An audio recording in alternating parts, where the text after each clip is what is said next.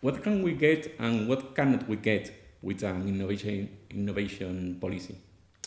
Well, with innovation policy, obviously, we want to make societies, businesses, social actors, consumers more innovative.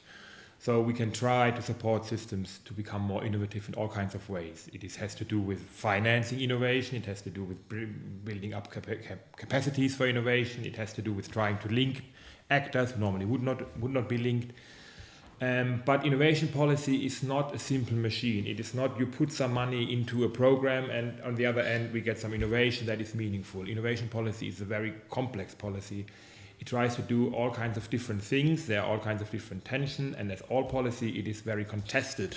So we have to understand that innovation policy can only help to create conditions under which we all actors in what we call innovation system become more capable of producing innovation and more capable of using innovation and more capable of linking together complementary competences to create innovation together.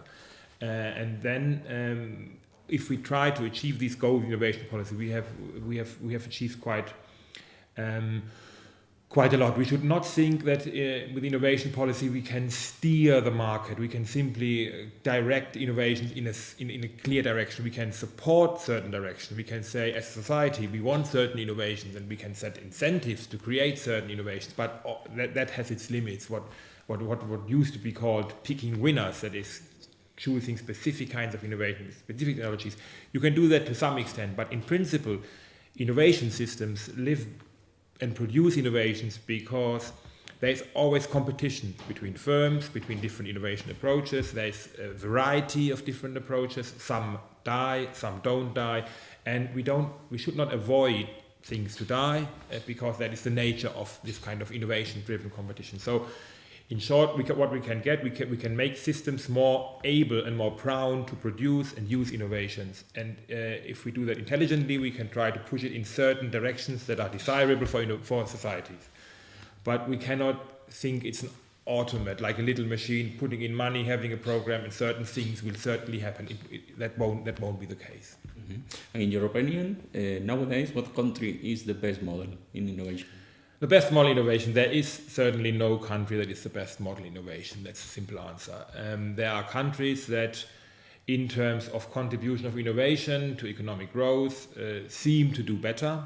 But we have a problem in actually measuring what is good. We have all kinds of indicator systems that try to tell us that Nordic countries, mainly Sweden, Finland, Norway, are on top because on certain indicators they are on top, and if we pool all these indicators, we always see that these countries are on top.